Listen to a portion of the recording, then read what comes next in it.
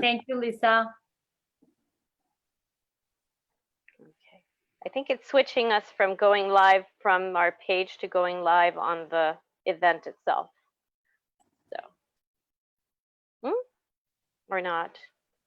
Very confused. Are we live? Or are we not live? Now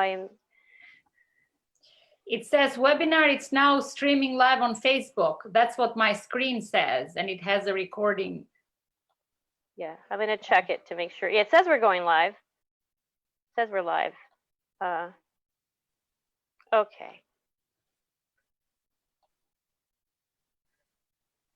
Okay. We're still waiting for Congressman Kennedy, correct? Yes. Betty, I love your dress. Thank you. It's summer, so I decided to go summery. My kids are like, I'm wearing a dress in the house. I'm like, no, I got to feel like an adult.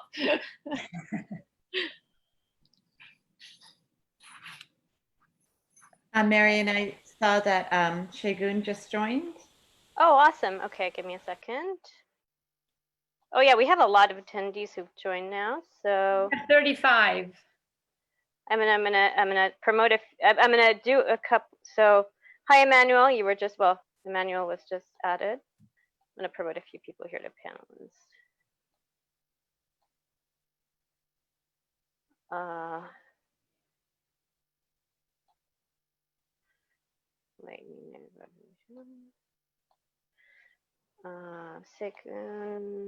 Shagun, sorry.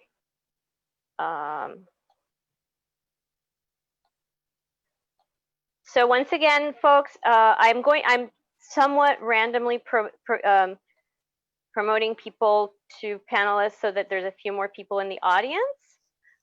If you don't want to be on camera, then do let me know and I will unpromote you, because I want us to have a nice group of people who are on fully participating. There's Meg. Hi, Sarah. We have Sarah from Commonwealth with us, Commonwealth Magazine.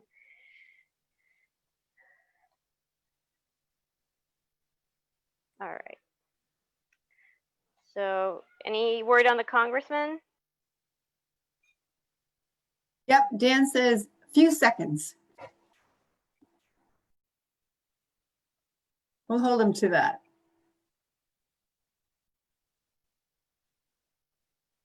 If you want, I can just get started with my remarks and then we can go to Congressman Kennedy if that's easier for everybody.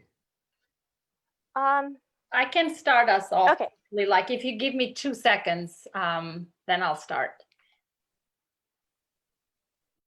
Just 2 seconds and I'll start. Congressman, are you pressed for time also? I'm a little pressed on the back end.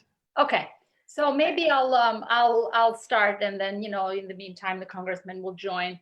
So good afternoon, everyone. My name is Eva Malona. I'm the president and CEO of the Massachusetts Immigrant and Refugee Advocacy Coalition, and really pleased to welcome you today to our small roundtable event. I'm really very happy and very grateful for each and every one of you taking time to be with us today, and especially Congressman Moulton and Congressman Kennedy. Thank you for your presence, but also thank you for the amazing work that you do in Congress for us all, and including immigrant and refugee communities and small businesses as well.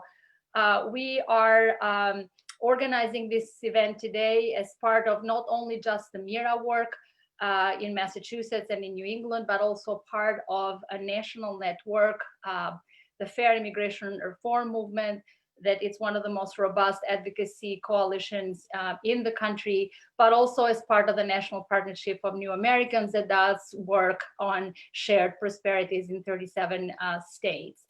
And a key part of this conversation today is for our members of Congress to really hear directly from our immigrant and Black and Brown communities, and also immigrant businesses, and how the pandemic affected them, and what their needs are at this moment for successful recovery. We are very grateful that Congress has allocated trillions of dollars already to help families, including immigrant families and businesses, to get through this crisis. But we also know that the need remains high and many, many families are in desperate need for help. And we know that immigration status remains a huge barrier. We know that the undocumented workers, as well as the mixed status families, were excluded from the $1,200 per person stimulus. And we know that the Paycheck Protection Program, which means that small businesses, receive help. We know that many have not received what they need, and especially immigrant-owned businesses and immigrants and people of color who own these businesses are still in major need, and businesses also owned by women and immigrant women as well. We also have two great panelists today with us who will speak to the need of businesses so the members of Congress can hear it directly. And really our goal today is to say, hey, this is the need. You amazing members of Congress, thank you for all the work that you have done, but please hear us and please know directly from us as to what the needs are to move forward and really have a plan to work together and how best can MIRA support in the advocacy effort as well. As you know, MIRA has been in the front lines for 34 years supporting immigrants and refugee inclusion, and we are committed to doing so. So thank you to our members of Congress, thank you to our small business owners and all who are participating today. And I'll turn it over to Congressman Moulton to start us off. Thank you so much, Congressman. As you know, District 6 includes Lynn, one of the Massachusetts more diverse cities, and also Salem, home to so many Latinos who always has stood up with immigrants and refugee residents. So thank you, Congressman, for being a great friend of MIRA and being such an advocate in Congress for us. I'll turn it over to you. Well, it's such an honor to be here with all of you, and we're so grateful for your leadership. And of course, as you said, the point of this webinar is really to listen. So I'll try to limit my introductory remarks so that Congressman Kennedy and I can take notes and learn from your experience. But for all the work that you're doing, advocating for immigrants, giving the immigrant community a voice, thank you. And thank you to BECMA and Amplify Latinx for advocating for communities of color who are also disproportionately affected by the coronavirus. And that's something that we all have in the back of our minds right now throughout this pandemic, is not just the economic effects, which we're really here to focus on this afternoon, but of course, the frightening health effects for communities of color as well. And to all the business owners who have joined us and are here on the webinar, thank you for your commitment to keeping the Commonwealth safe. Given that 2/3 of the rest of the country is seeing a large spike in coronavirus cases right now, Massachusetts absolutely stands out as a leader, and our small businesses are an integral part of continuing to lead. We've heard from small businesses from the very beginning about the key roles that you all are playing in making sure that our economy can continue, but can do so safely. And frankly, you set an example with how you run your businesses every single day. For all the rest of us and how we live our lives. Small business employment in Massachusetts was almost cut in half by the pandemic, and needless to say, that this is the lifeblood of our economy. It's been the worst job loss since the Great Depression, and of course, the rise in unemployment has certainly affected some people more than others. Joe and I are doing just fine. We have a lot of work to do, and we're still getting our paychecks. But particularly Hispanic women, immigrants, young adults, many of them have seen their paychecks cut off entirely. So the bottom line is that we have passed trillions of dollars in assistance, but that assistance has not necessarily been distributed equitably. And all business owners have to have access to these programs. So from application assistance, from webinars, seminars that we've done to help improve access to these programs, there's a lot of work that needs to be done. And there's got to be transparency so that it's clear to all applicants exactly what you need to do to get these loans, to get this assistance, to make sure that you have access to the resources that bigger businesses, that non-minority owned businesses have very easily. So I'm looking forward to hearing from you. Are you prepared to reopen safely? Are you able to get access to PPE? Does the guidance you've been receiving on reopening make sense? And if not, do you know of an organization you can call for advice, or do you have some suggestions for how we could better frame the guidance to safely open up and get back to work, but also understand that we may have to shut back down again if the trends here in Massachusetts follow the rest of the country and this gets worse before we have a vaccine. So I'm looking forward to hearing from you, and thank you again so much for your leadership and for having me on this afternoon. Thank you so much, Congressman. It is my pleasure now to introduce to you Congressman Joe Kennedy, a dear friend to MIRA and a very strong voice for immigrants and refugees on Capitol Hill. Congressman, please take it away. Ava, thank you. Thank you for the introduction. Thank you for the invitation. Thank you for all that you and MIRA does for our community here in Massachusetts and across the country. To Congressman Moulton, good to see you, pal, from a distance and through a computer screen, but nevertheless, always a pleasure. Hope you and your family are weathering this all right. To Betty, wonderful to see you as well. I'm thrilled to be here with you in the panel. And to Segun and Bekmo, grateful for the opportunity to be with you as well. And thank you guys for all that you're doing and critically important work, and perhaps never more critical than at this moment. So I want to be real brief here. Congressman Moulton's covered an awful lot of this. So let me just add a couple of pieces. Obviously, COVID-19 did not create the inequities that we are seeing across our country, but it did highlight the extent of them. And it didn't take long for those inequities and healthcare to be exposed, as Black and Brown communities have been devastated by the coronavirus, even in a Commonwealth of Massachusetts with 98% of our people covered with health insurance. Despite pleas from communities like Chelsea and Revere and Fall River, it took weeks, if not months, for the government to begin collecting data just to show what so many already knew. Now, as small businesses struggle to regain their footing in an uncertain and unreliable economy, it is abundantly clear that those same inequities are plaguing businesses too. More than 1/3 of immigrant-owned businesses shuttered in the pandemic's first month. Roughly the same number of Latinx business owners had stopped working. For Black-owned businesses, it was more than 40%. And as those business owners were scrambling to keep their employees employed and their doors open, the program created to assist their businesses reinforced barriers that have existed literally for generations. Only 12% of Black and Latinx business owners who applied for PPP were successful in receiving the business saving loans. And that's only of those who applied. I've been walking through communities across our Commonwealth over the course of the past several weeks, and many of them didn't even apply, didn't know how to, didn't have the assistance that was needed or necessary in order to even get an application in. For far too long, we've treated those barriers of systemic racism and xenophobia as dangerous side effects of our policies rather than direct consequences. It's time that we are as intentional about tearing down those barriers and elevating minority and immigrant-owned businesses as policy, a direct impact of policy, and policymakers have to be intentional about doing so, as they have been for generations, about building up those barriers. This discussion and others like it are so critical in helping illuminate the pathway forward. I'm grateful for the opportunity and look forward to hearing from our panelists in the discussion ahead. So Ava, thank you once again, and I will put myself back on mute. Thank you so very much, Congressman. We are so fortunate to have with us today two amazing panelists, Segun Idowu and Betty Francisco.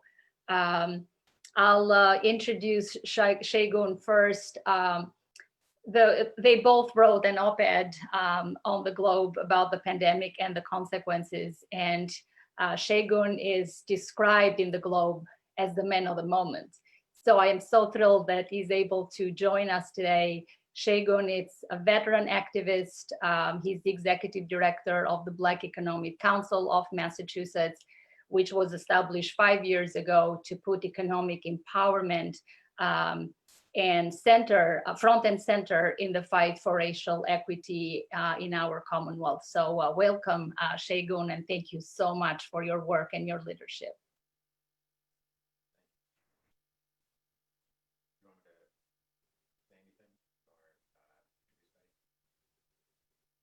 We can't hear Shagun. It's very faint. You're not on mute. It's just very faint.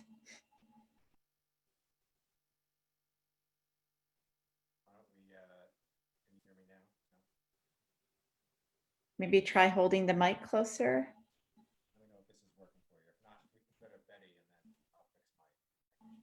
Nothing.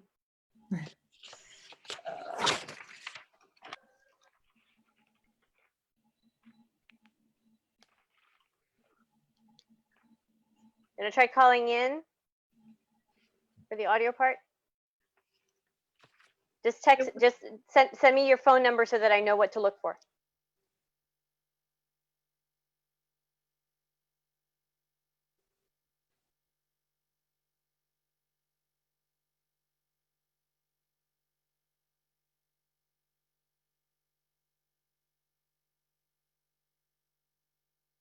So let's have Betty go first, and then we'll bring Shagun in.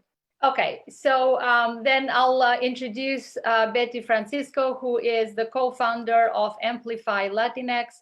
She's an attorney, an entrepreneur, a business executive, someone that I highly respect and the community very much respect, a convener, an advocate, an amazing woman, and a power builder among the Latino community. So thank you so much, Betty, for all that you do, and thank you so much for being with us today. So please, take it away and let us know about the survey and all the needs that you were able to that you were able to get through the survey. Sure, absolutely. Well, first of all, Eva and Mira, thank you so much for having me and for having Amplify, and to Congressman Kennedy and Moulton for being on and being open to listening to the information we're providing here today. So Amplify has gotten involved in a number of things. Initially, when the round 2 of PPP came out, we became part of a coalition focused on working with small business owners, particularly Black, Latino, women-owned businesses, to apply for PPP and to get access to banks that could process their loans quickly. So that was called the MAPPP Equitable Access Initiative. We've helped already over, as a coalition, over 550 businesses, and close to about 40% have been able to access, or a little bit more, PPP loans.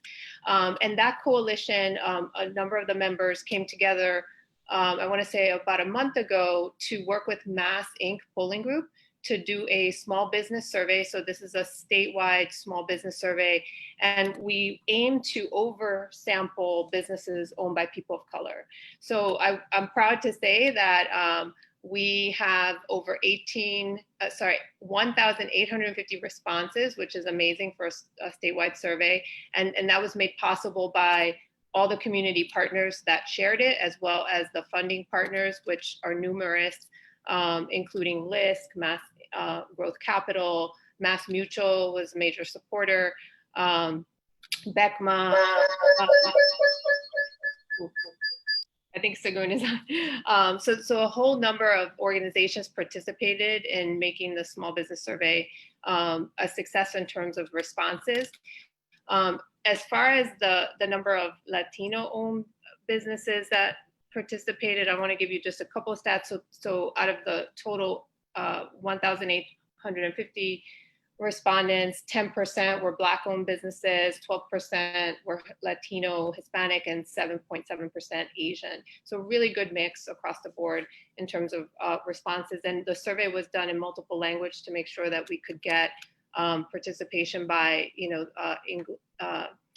English as a second language business owners. So just a couple of highlights, because I'm giving you a sneak peek. The results are being now assessed and evaluated by Mass Inc. We will be sharing them to our partners, to all of the organizations that were involved next week. And we're also going to have a Zoom forum where you're all invited, and especially our policymakers, to get a sense of, what are the needs of small businesses. But just as a highlight, Mass Inc. pulled a couple of things for us for this call. So 50% of the businesses that responded are open in a limited way. 15% are actually still closed. Black and Latino-owned businesses are less likely than white-owned businesses to be fully opened, and more likely to be open in a limited way. But however, they're no more likely to be closed. Like there's still, a few that are closed. And I think 4% of those that said they're closed say that they will not reopen. As far as, what are they having struggles with? Black and Latino and Asian-owned businesses are more likely to have missed payments like rent, utility payments, for example. So 46% of Black-owned businesses, 39% and 40% of Asian-owned businesses have said they've missed these payments compared to 28% of white-owned. That may speak to the fact that, we know that businesses of color oftentimes have less in reserves, cash reserves, available to sustain crises. Rent payments were the biggest source of missed payments. So 30% of Black and 28% of Latino-owned businesses have said they've missed rent payments. And many have said that this is about 44% of Black-owned businesses have said that they are less likely to understand the state's reopening regulations as they relate to reopening. So I think that's an area to look at. As far as employee impact, we asked, we were really interested in knowing, were there issues with either, we know a lot of the businesses might employ immigrant or undocumented workers. That just is a fact in certain sectors like the restaurant industry. But we couldn't ask that question directly. So the way we got to address it was sort of in a roundabout way to see whether business owners felt like those employees had trouble accessing certain benefits. So non-white businesses were more likely to know whether their employees had trouble accessing unemployment services, such as the PUA assistance and SNAP benefits. But we can't tell exactly, who was affected in that sense. White, Black, and Latinx businesses are about as likely to have trouble getting employees back to work, but they cited different reasons. So, for example, white employers are saying that their employees make more money on pandemic unemployment or on unemployment, than coming to work, whereas Black and Latino-owned businesses say employees are not coming back because of fear of getting infected or lack of childcare. So real difference there, right, in terms of why they're not necessarily coming back. In terms of PPP, Black-owned businesses are the least likely to say that they've gotten all the PPP that they need to operate. And sorry, that's PPE, protective equipment. And then in terms of our PPP loans, Congressman Kennedy, you gave some statistics in your opening. I don't want these to skew that because, again, a lot of the folks that did respond to the survey also have had access to some technical assistance. So of our sample size, 63% of Black-owned and 65% of Latino-owned businesses said they applied for PPP compared to 72% of white-owned businesses. 30% of the total respondents did not even apply. So what this tells us is despite, so Latino owners tended to apply for smaller loans, which tracks to the number of employees that they have in their revenues, because this was payroll based. And despite differences in the loan amounts, 81% of white owners PPP loans were approved compared to 71% for Black-owned businesses and 73% for Latino-owned businesses. So again, highlighting, right, the difference in how this loan product in particular impacted businesses based on race. And then as far as what do they need, what are the businesses telling us that they need to reopen successfully?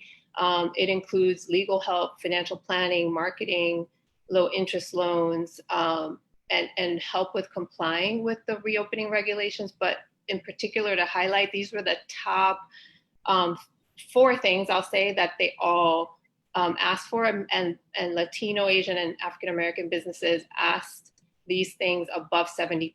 So finding new sources of revenue, right? So how, given that there's limited opening, where are there new sources of customers? The second is access to grant funding. So 88% of Latino-owned businesses and Asian-owned businesses said they needed access to grants. And then digital marketing tools, as well as use of social media. And then 5th is processing, support with forgiveness on their PPP loans to the extent that they apply. So these are just some highlights of what the survey told us. I think what was surprising to me is just the real, we knew grants, right? Access to cash assistance is really critical.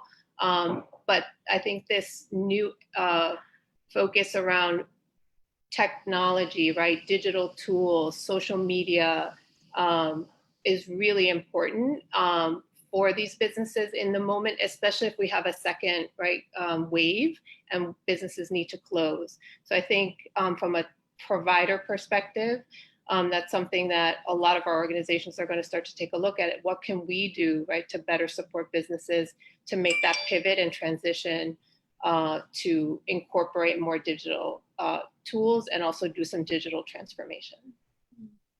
So I'll leave it there. Thank you so much, Betty, for leading this work and this really very important findings. I hope, Shagun, you're on. Yes. Can you hear me?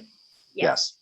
All right. I know it will probably show this because I'm on my phone as opposed to via my laptop. But you know, I'll obviously want to start off by thanking MIRA, the MIRA Coalition, for hosting this discussion and to celebrate you and all of the work that you've done in our community for many years now to not only push forward conversations, but to establish true and positive results in those areas. So thank you for your continued leadership in pushing for our communities. And then of course, want to thank Congressman Moulton and Congressman Kennedy for not only being here, but for being open to listening to what we have to share and for your work on the Hill to advance our cause. And particularly want to thank Congressman Kennedy. I mean, you have a yet unresponded to note of appreciation that you sent over as a result of the Globe article, and I want to publicly thank you for that. So in terms of BECMA, the Black Economic Council of Massachusetts, which serves as the Chamber of Commerce for Black businesses across the Commonwealth, we have over 300 members to date. And you know, we have ramped up our efforts to serve our members in the last 3 months as a result of COVID-19. Prior to COVID, we served our members in 3 different ways. It was advocating for policies that impact the growth of their business. It was convening solutions-oriented conversations, much like we're participating in one today. And finally, connecting our members to resources and opportunities, and in particular, commerce through contracts in the public and private sector. And everything we've done related to COVID has fallen into these 3 buckets.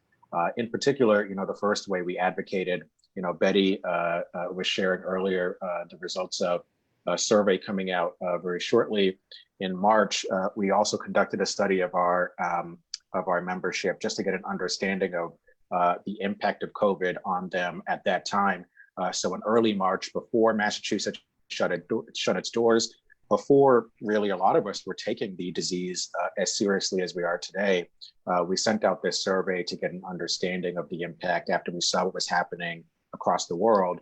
And even then, 90% of those who responded said that they were experiencing a somewhat to severe impact as a result of COVID-19. Over 60% said that they were having supply chain issues. Over 60% said that they only had cash reserves to last up to 90 days, if at all. And almost half of them were already thinking about laying off their staff.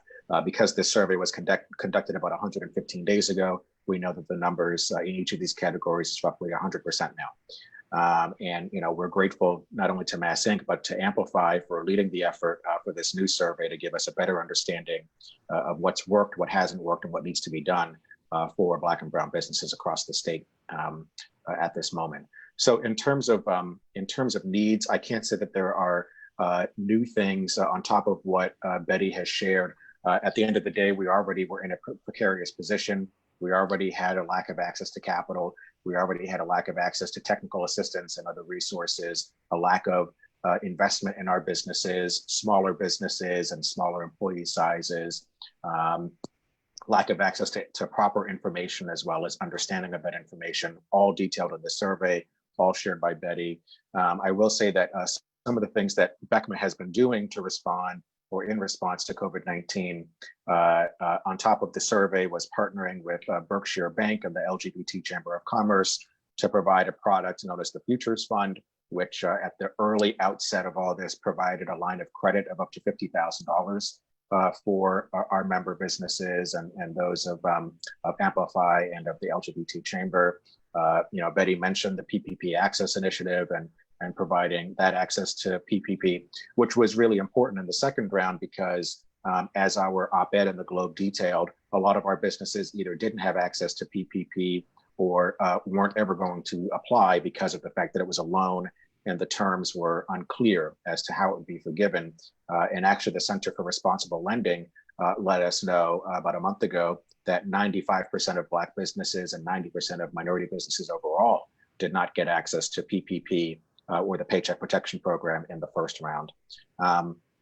Other ways we've been helpful, we launched, so one of the other things we heard from our members outside of not having access to emergency capital was the fact that a lot of our businesses, which were considered essential, did not have access to PPE.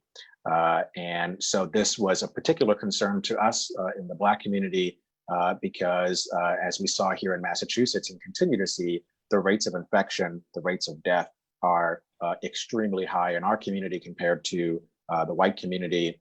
And so for us, it was concerning that our employees, the business owners didn't have access to this protective equipment to keep from either bringing the virus into their workplace or carrying this virus back to their communities, back to their homes, thus furthering the spread of infection and death. And so that's why we launched an initiative called Protect MA in partnership with Amplify Latinx and several other organizations in order to create an online marketplace and a one-stop shop for Black and Brown providers and producers and distributors of PPE to Black and Brown and other businesses and nonprofits and other and residences and houses of worship, et cetera, who need access to PPE. So these are some of the things that we've been engaged with. I will say that off the bat, with members of Congress on the line, I mean, one of the things that we that developed as a direct result of our advocacy was the Saving Our Streets Act, which was introduced and authored by Senator Kamala Harris and Congresswoman Ayanna Pressley, which pushes for $125 billion to be set aside for Black and Brown and other minority-owned businesses to have direct access, this direct set aside up to $250,000 in a grant to help the businesses get through COVID-19. Congressman Kennedy, happy to see you as a co-sponsor on that bill and would want to encourage Congressman Moulton to consider doing the same and to advocate for this bill to pass through the halls of Congress, because one of the issues with PPP was this first come, first serve gold rush mentality, again, outlined in our Globe op-ed, where those who were better resourced had access. And even though there's about 100 billion left on the table for PPP, again, a lot of the reason why we don't see many of our businesses going after it is the fact that it's a loan. And again, understanding the terms is difficult for many of our businesses. So we need to make sure that we create a set aside specifically for Black and Brown, not to CDFIs, which I know the intent of Congress was to get it to our communities, but there really just needs to be something set aside specifically for Black and Brown and other minority businesses that can be accessed from anywhere we have a relationship to ensure that it's going where it needs to go. So I think, that plus investing in technical assistance providers, investing in more PPE to get to our businesses, mortgage relief and rent relief is a huge issue here in Massachusetts. I know, there was just an article in the Globe last week about eviction coming to a head very shortly, and that's going to be the new hurdle to overcome. And it's not just for residents, it's also for our businesses who are facing mounting debt and a huge bill to have to pay off in the coming weeks. And so we need to provide relief not only to renters, but to landlords who are also small business owners. And a lot of them are Black and Brown, so that they don't have to keep charging the rent, but also are not going bankrupt because of that. So these are a couple of things that we're pushing forward and would love, look forward to the conversation with the Congressman today. Thank you, Shagun. Thank you so much. I want to thank you again, and then Betty and Congressman Kennedy and Congressman Moulton for being with us today. And I want to open it up to all of you. We have amazing business owners and other leaders that are participating. So I'll encourage you to use the chat to make questions, to pose questions or make introductions. And I'll hand it over to my colleague, Marian Davis, to handle this other part of the discussion, to get all the questions through the chat and other ways to have this conversation and really identify and hear from everyone, possibly as to what the needs are, how can we move forward for a successful recovery. And I also want to thank Marian and Jessica for working so hard to put this event together. So Marian? Thank you, Ava, and thank you, Congressman Moulton, Congressman Kennedy, Shigun, and Betty for all the thoughtfulness that you brought to setting up our discussion. So the first thing, before I go into taking questions or calling on specific people, first of all, I want to encourage people once again to if you want to be called on, or if you want to share a comment, please raise your hand or use the Q&A feature so that we can see you and we can call on you. But I also want to ask everybody, and you can respond in the comment, if you are a small business owner, are you partially closed? And are you concerned about the viability of your business 6 months from now? So if you're a small business owner, and you can just add a little comment in the chat, even if you don't want to say anything, that would be very much appreciated.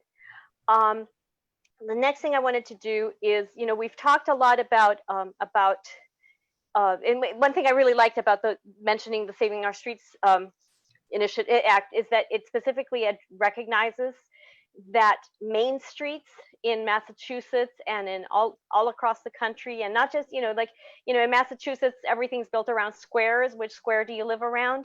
And pretty much all those squares are populated by immigrant-owned businesses a lot of the time. And we need to recognize that that is what is happening right now, is a threat not just to the individual businesses, but to the viability of commercial districts. And that you can also have things happen where one commercial district starts losing ground, and as a result of that, more and more lose ground. So we need to be very conscious of that. But another sector that we haven't talked about almost at all is construction. And we have with us Meg Glazer, whose husband, Murray, is an immigrant himself. And Meg, I would like you to share a little bit about your perspective, both your own business and also the many immigrant-owned subcontractors that you work with, and what you're going through. Sure. Good afternoon, everyone. My name is Meg Glazer. I want to thank MIRA. I want to thank both congressmen for the opportunity to talk a little bit about our particular business situation, which affects many, many immigrants that work for us in the Commonwealth.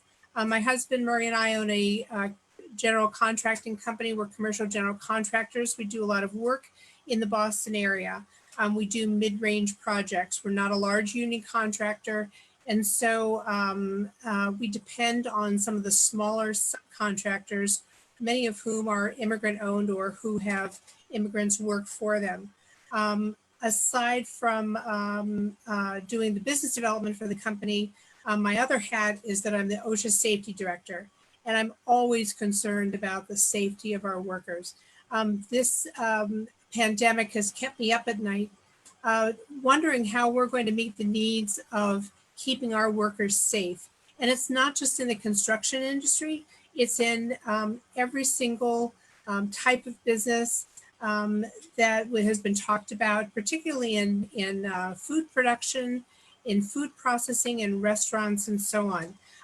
Of great concern to me is that OSHA has been missing in action in all of this. When guidelines were put out specifically for the construction industry, I was astounded at the length of requirements general contractors and people in construction were going to have to keep the workers safe. Of note, one thing I noticed was they were going to be requiring workers to wear Tyvek jumpsuits. These are jumpsuits that are typically worn for hazmat situations. And that right there rang a bell for me, that no one had really considered either the cost of the jumpsuits, the availability of the jumpsuits, or the viability of why jumpsuits were even warranted for this. So that right there said to me, someone didn't consider mid-range general contractors that would have to supply these, or subcontractors. Another big area of concern are PPE are masks. The N95 mask, which is the gold standard used by the medical profession to keep people safe, is also a very important piece of equipment that's used in the construction field. If you're working in any type of sanding, sprays, hazardous material, you must be wearing an N95 mask. The fact that these masks are so hard to find, even for medical workers, means they're going to be almost impossible to find or cost prohibitive for people in the construction industry. And my big concern is no one has really faced that area. If workers come to me and they're just wearing a cloth mask or a medical grade mask for visits, that's not sufficient under good circumstances, and it's not going to be enough for both the COVID-19 requirements as well as any requirements in the construction industry. This is the same type of thing that's being faced in other types of industries. OSHA has not been around to discuss how people keep their workers safe in food production or in manufacturing. A plant, an apparel manufacturer in California, just was cited with 300 of their employees that all came down with COVID. And they were right next to each other in production, and they were making masks. We know that an article came out in the Atlantic magazine, I believe, today about food production, where food workers were in close range to each other with no protective equipment for them, and they were getting sick as well. So this is a big area of concern for me. And then where the brunt of the cost is going to be borne to be able to provide this type of equipment to the workers. Does it fall on the general contractor? Does it fall on the individual workers? If the workers don't have it, can they show up to work, and so on? So I think this hasn't been thought through, and I still am waiting for another shoe to drop, particularly in the construction industry, as in other areas of food production. Workers are meant to work together in teams for safety. So for example, you'll have a journeyman working with their apprentice. The apprentice needs to be handing things to the journeyman. They're in close contact. There is no 6-foot social distancing that really can go on effectively in the construction industry. And it's a big concern. So if you're now saying, okay, now you have to have a plastic shield, and you have to have an N95 mask, and you also have a hard hat, some of which have been retrofitted with a beeper, so that if you get more than 6 or closer than 6 feet to the person working next to you, it starts to beep. This is very distracting to a worker who maybe has a drill in their hand, or who is on a platform working. These are all distractions, and I'm very concerned about the safety of the workers.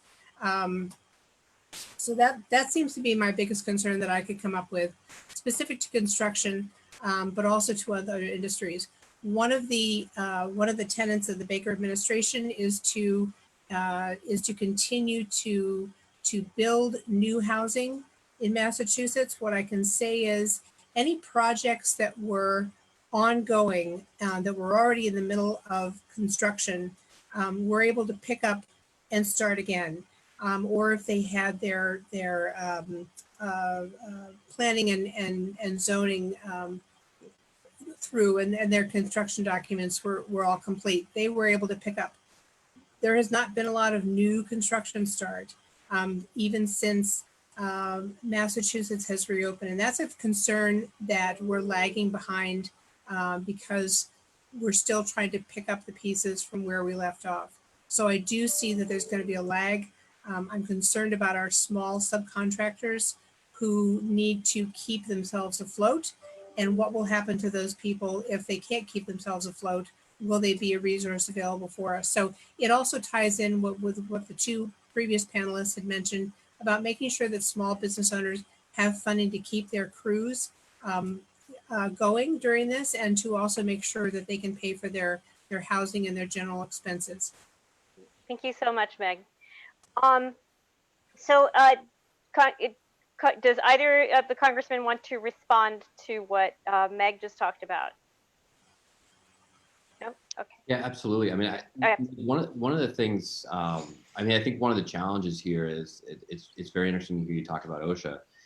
You know, a lot of workers in these situations, of course, don't want to report any violations because they're concerned about immigration enforcement. So the system totally seems to be broken here, and I wonder if you have any thoughts about how we can start to piece it back together. But I also wonder how you're thinking about the potential for, you know, we're in the midst of reopening here, going into phase 3, but I personally think we're going to close down again. I doubt that Massachusetts is going to be able to maintain this trend in isolation, essentially, from so many other states around us. And the second wave that epidemiologists predicted in the fall seems to be hitting right now, depending on how you define it. How are you thinking about that and surviving a second closing? Congressman, I have a lot to say about that. Previously in January, I testified at the State House about the importance of passing the Safe Community Act. As an employer of immigrants, and many of whom are undocumented, I know full well that immigrants in general have been afraid to report safety violations. In fact, that was one of the things I spoke to, noting, in fact, the industrial accident that happened in New Orleans at the Hard Rock Cafe. That was a situation where an immigrant worker had brought a safety violation to the attention of the general contractor. The general contractor basically said, if you want to keep your job, you'll keep this mum. There was obviously we know what happened in New Orleans, the building collapsed and the worker who had noted the violation was deported. So I'm well aware of these problems, and this just adds another layer on top of that. One of the first things we can do is we can get the Safe Community Act passed in Massachusetts. That at least will give some viability to workers feeling comfortable reporting accidents. We also need to make sure that safety documents and OSHA documents and PPE requirements are in multiple languages. Right now, many of the documents are only in English and Spanish and maybe Portuguese and maybe Vietnamese. But in Massachusetts, we have at least 13 different languages that are spoken. I can tell you in the construction field, there are a lot of languages. And when I do a safety meeting at a job site, I make sure that I have someone who can translate for all of the non-English speaking workers so that everybody hears what I'm saying from the same voice. So it's a huge problem. OSHA is a huge problem, and it's going to get worse. Our business, for example, has not gone back to work. We had a couple of projects where we were supposed to start, and I think more for financial reasons than anything else, the developers said, let's sort of wait and see what happens with the economy. So there are delays in job starts, but also the BPDA stopped, planning and zoning stopped, architects stopped, everybody stopped. So it's not as though we can just pick up where we left off with things starting again. Everything is now backlogged. Engineers are backlogged. The other thing I'll mention too is that with some of the challenges I'm seeing in building safety, I'm going to guess that there's probably going to be some regulation changes in terms of HVAC systems, and that projects may need to go back through re-engineering to bring these up to a new code. So that could complicate things as well. But thank you so much, Meg. I'm sorry we have to move on to other people. I'm so sorry. I know you have tons to say, and you're so wonderful. So I hugely appreciate it. But we can continue this offline. I'm so sorry. I want to call next on Tia from Lynn Main Street. Can you please tell us a little bit about what's going on in Lynn? Hi, thank you so much for having me. I really appreciate this. Lynn Main Streets is a new organization that is the National Main Streets model, but we just started to try and work in Lynn. And unfortunately, we started the day that everybody went into lockdown. We love our community. Most of our founders have lived here our entire lives. And when COVID hit, one of the biggest things that we found was, or that everybody really knows about this city, is we're mostly essential workers. And most of our business community are actually first generation immigrant owned businesses. So everybody in all sectors was hit very hard. When it comes to things like PPE, we had our local makerspace was trying to supply our Lynn Community Health Center with their PPE in the first place. So we kind of really had to lean on each other to be able to get through a lot of this.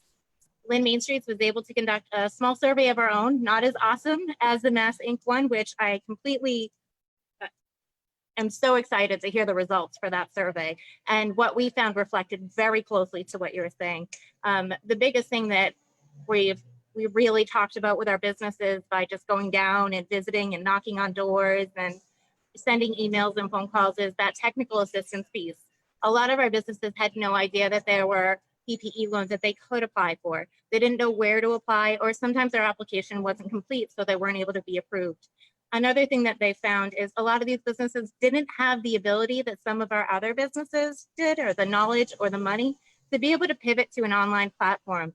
They didn't know how to do a website. They're not aware of social media. And some of them don't even really use things like email. So even getting in touch with them to find this out was a challenge.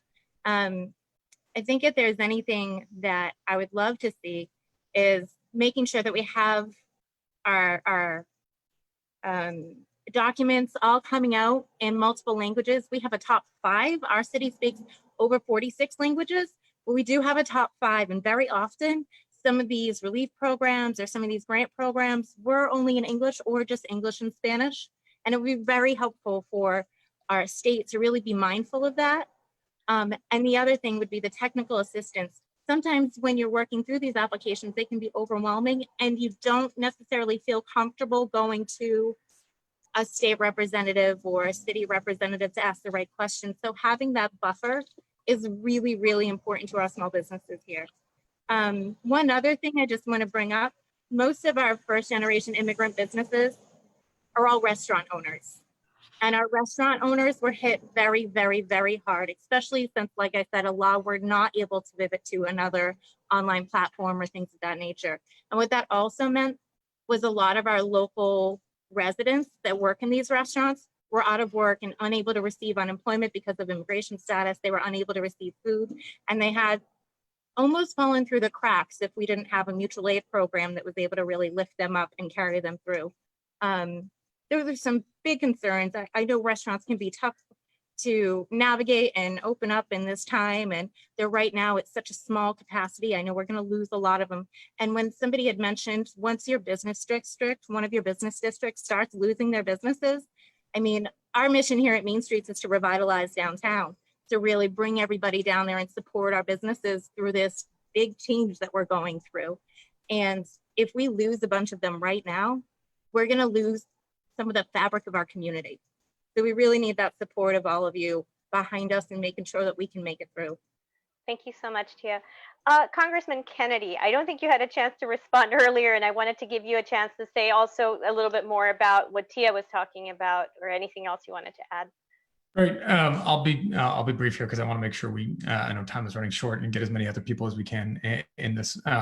But first off, just grateful for the feedback, Meg. I think you touched on a number of big issues there, and Tia, thank you as well. I think what's critically important from my perspective is getting some of that survey information and the just direct conversations that are coming back from local business owners. And as Seth said earlier, obviously not only are small businesses the lifeblood of our economy, for many of them, I mean, my own conversation, some of the data that you relayed over, Betty, and I was good to hear that more have potentially applied, or a greater percentage have applied than the ones that I had seen, or at least in conversation. But I think without question, the additional barriers that are there for the little bodegas that are owned by an older generation where English is a first language, or is not a first language, the structural barriers that exist, particularly for minorities, to getting access to capital to begin with, to start a business, let alone to come back in and provide additional funding and financing. I'm sure Seth's had these examples as well. I represent old industrial manufacturing towns in the southern part of my district that are literally chomping at the bit to be able to manufacture PPE, because that's what they do really, really well. And they can't get the long-term government contracts and the stability of that contract to be able to actually then go out and supply the PPE that our hospitals are going to need, that our national stockpile is going to need, and by the way, that our local businesses are going to need if we do roll back into a second wave, which, given what's happening in other parts of the country, I think is a very scary prospect at the moment. So there's a lot that needs to change here with regards to government contracting, with regards to supply chains, with regards to how the federal government should reconfigure and re-incentivize some of those as well. So a lot there, a lot to do. But I think the last point I'll say here is clearly if the federal response were as tight to the needs of the local community that we hoped for, you wouldn't see some of this inefficiency, so many of these businesses not getting what they need, so many of these stories still existing. And so it is this critical feedback loop that we need so that we can make these adjustments, because otherwise this recovery is going to take far longer than it could have. Joe, such great points. And I mean, Lynn, represented by Tia here, is just such an amazing example. GE factory workers coming to me very early on saying, we want to make PPE. We know how to make, they have the capability to make ventilators. They said, we want to make ventilators. Small businesses, even one of the Voc Tech schools in Lynn just literally started printing with their 3D printer PPE, and fantastic example of Americans stepping up and meeting this crisis, but not having the support from us and the federal government to actually really put them to full use. GE has not been able to make ventilators because we weren't able to get our act together. So, Congressman, I believe that you have to step off, right? you do. I'm so sorry I have to leave. But thank you all so much. Such an honor to be on with my friend Joe and with all of you at MIRA and all the other organizations. Tia, love seeing you from Lynn and all the work you're doing with Main Streets. Thank you all for your leadership during this incredibly difficult time. We're grateful for it, and Joe and I know that we have to do a lot more at the federal government level to support the incredible leadership that you're all displaying in our communities. So thank you, and we'll keep at it. Thank you, Congressman. We'll follow up with you. Thank you so much. So I want to call on one more person, Minerva Grullón from Lawrence. Good afternoon, all. Thank you for having me. So Minerva, what is the situation with businesses in Lawrence right now that you're seeing, immigrant businesses? Well, not all the businesses were able to apply for the PPP loan. On the second round, I started to, by the way, I work for the City of Lawrence Office of Planning and Development. And this is not what I do, deal with small businesses, but I was trying to help my coworker. And what we did was, on the second round, we tried to push as much applications as we could. Some of them could not apply because they didn't have their payroll system set up, their accounting system. So we tried to provide through MCCI technical assistance to those businesses that needed assistance applying. The small businesses were struggling. We had a total of 91 loans approved, close to $1 million, but we had like 237 on our list that we were outreaching to and making phone calls. That's what I was doing, calling them, encouraging them, giving them information about the PPP loan so they can apply on the second round, because as we know that on the first round, 90% plus of small businesses could not apply. All right. So, so what do you have any idea what's going to happen with the rest of them? I mean, are they giving up? Do they? I mean, I assume some percentage maybe don't need help, but the majority do need it, right? Oh yeah, the majority needed. They needed assistance. We also had a small grant to help them do their taxes, to pay an accountant to do their taxes, because some of them did not have their taxes done in order to apply. Yeah. did you find the same thing as Betty found in her search? I'm sorry, as Shagun was saying before about the fact that it was a loan rather than a grant being something that scared them because they didn't know if they would be able to make payments? Yeah, some of them did not want to apply because it was a loan and they didn't want another loan. But we tried to explain to them that if they use it mostly for employees, that it could be forgivable. And if they follow a few guidelines, it could be forgiven, the loan. Great, thank you so much, Minerva. Ben Echevarria, can I call on you for a second? Because I know you work with a lot of businesses. I think the congressman is waving. Oh, I didn't see him, I'm sorry. No, I apologize. I have to jump off to Ava. Thank you so very much. I was texting you, but okay. So we'll follow up, Congressman. We'll put all of this in writing and we'll follow up on federal and local agendas as state. So thank you so much for everything. Yeah. We'll talk Grateful soon. for it, guys. Thank you Let us so know much. Congressman, thank you so much, yes. Okay. We'll be in touch. Thank you so all right. much. Yeah. I was texting him and didn't realize he was waving at the same time. So do you want to wrap up, Eva, or do you want to take a couple more comments, or if you Well, if people have time, I'm happy to stay for a few more moments. I want to be respectful of people's time. So yeah. If I do appreciate all the thoughtfulness and the thinking that went into this, I think there's a lot of work that needs to be done. And I just want to say that MIRA stays committed to this work, and we're looking forward to working with Shagun and Betty, and we'll put all of this in writing. And we'll follow up and see what a federal agenda would look like, a state and a local one, what kind of trainings we need, what kind of policy issues and practices we need, because law is one thing, but there's a lot that we can do, you know, in the policy arena to work together. But I'm happy to stay a few more minutes and see what other thoughts people have, but there will be follow up. My colleague Jessica is taking notes as well. Thank you. So I think,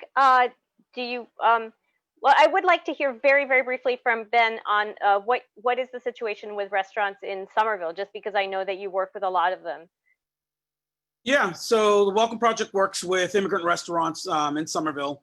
And, you know, we had to literally help groups get PPP program together. We partnered with Eastern Bank in order to do that. The big problem now is sort of the different information that's coming out. So there are federal guidelines, there are state guidelines, and then there are city guidelines. And none of them necessarily ever match in any given way. And, you know, and this is what's causing a lot of problems. Restaurants don't know, are they open for indoor seating? Because, you know, Boston is, but not Somerville. But Somerville kind of is, because places just listen to Boston. And, you know, but then the inspector was out over the weekend and, you know, and trying to find people. So it's, you know, it's one of those things where I think there's just a lot of confusion because there's no clear-cut answer. And, you know, everyone's looking for that answer and no business is hearing it. Thank you so much, Ben.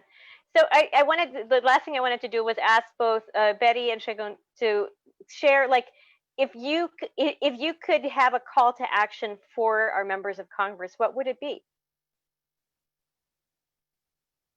So this is Betty. So I mean, we've said this before many times in our op-ed as well. There has to be intentional investment in our minority-owned businesses. So there has to be a dedicated pot of money, you know, whether it's grants, which is the preferred form of funding right now because the cash assistance is very much needed, and not just as a short-term measure, but as a long-term, long-range investment, right? To really look at how do we not just, you know, help these businesses survive, but we have to build a robust, inclusive economy and really take a look at what are the investments and policies needed to do that. And it will take an ecosystem approach, right? The federal government, local and state government, our businesses, philanthropy, all play a role in this.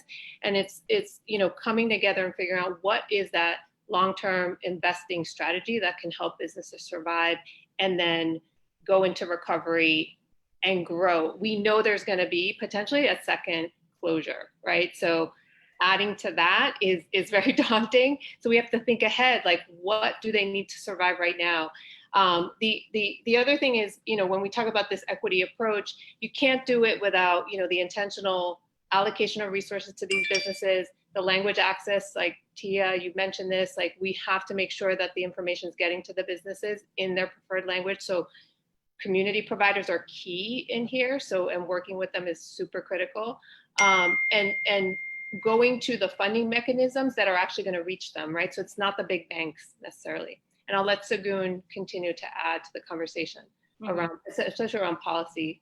Yeah. Thank you. Yeah, I mean, I always never want to talk after Betty because she takes all the important and great points. No, you got way better points. But as we're thinking about it, at least on the federal level, that is the role that the federal government should and could be playing. The fact that they are intentional, as Betty said, intentionally investing in Black and Brown businesses. And in terms of our congressional delegation, part of their role is also bringing money to states and to the states that they represent. And so also the intentional and harder efforts of Congressman Kennedy and Moulton and all the other members of the delegation to bring money to Massachusetts that the state government is able to also disperse to our businesses. Because to be honest with you, up until this economic development bill that's currently being debated in the state legislature, the state hasn't really done anything to provide support to small businesses, despite the fact that Amplify, BECMA, groups like the Mass Association of CDCs and LISC Boston and others have been pushing the state since COVID began to provide the support. In addition, I would also say that as we think about investment, I also think that we should start determining or shifting some of that investment money toward industries. So those in the tech sector, medical fields, et cetera, for our businesses who just are not going to survive in the sectors that they're in. So one of the pieces of information that came out from the Brookings Institution and a report that they put out in April showed that after the and this is also why it's important to invest in Black businesses, as Betty said, after the financial crisis in the early 2000s, white-owned businesses lost 1.6 million jobs between 2009 and 2011. In that same period, minority-owned businesses added 1.8 million jobs to the national economy. So again, to Betty's point, that's why we should be investing in minority businesses. But when you go further into the data, the reason we were able to do that was because we were in industries like hair care, personal care, restaurants, and other industries like that. But now, because of COVID-19, these are exactly the businesses that are going to be severely impacted for the long term, because these are the businesses that require in-person connection. And before there's a vaccine, a lot of us are not going to want to be in these places. And even after, the trauma of having to deal with this virus means that these industries, it's just going to take a long time for them to recover. So, making sure that we're intentionally investing in these in businesses in these areas to help them survive this, but also to help some of them pivot to other industries that are going to be more successful and generate more revenue, so that they're able to continue to provide wealth to not only their families and employees, but their communities as well. So again, all of it, it'll boil down to the capital and what we're providing, because that also, the more capital a business receives, that also influences their ability to even take advantage of the technical assistance resources that we are similarly pushing for, because they'll have the time and the mental capacity to want to accept that support, because when you're focused on money, you're not caring about anything else. You just want to do what you can to get to the next day. So all of that's going to be important. Those are excellent points. Also, on the technical assistance piece would be very helpful to know what kind of trainings we can work together and design specifically. I heard the technical assistance, again and again, and the language access and all those things. So let's think together, what are some of the most needed and effective trainings that we can do to, to support immigrant small businesses. I also think, the top need is customer acquisition, new customers, right? So, that's not just,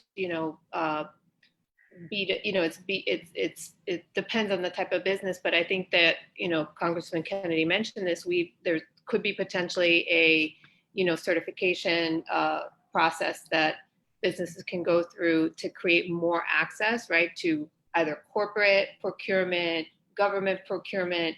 These are areas that have often been closed, right, to Black and Latino-owned businesses. There's been a severe lack of coordination in terms of doing businesses with them. So I think creating those pathways and really building models that have been shown to work, like say Cincinnati, right, which has an ecosystem procurement model, is going to be really important here in Massachusetts to start to, tackle this issue.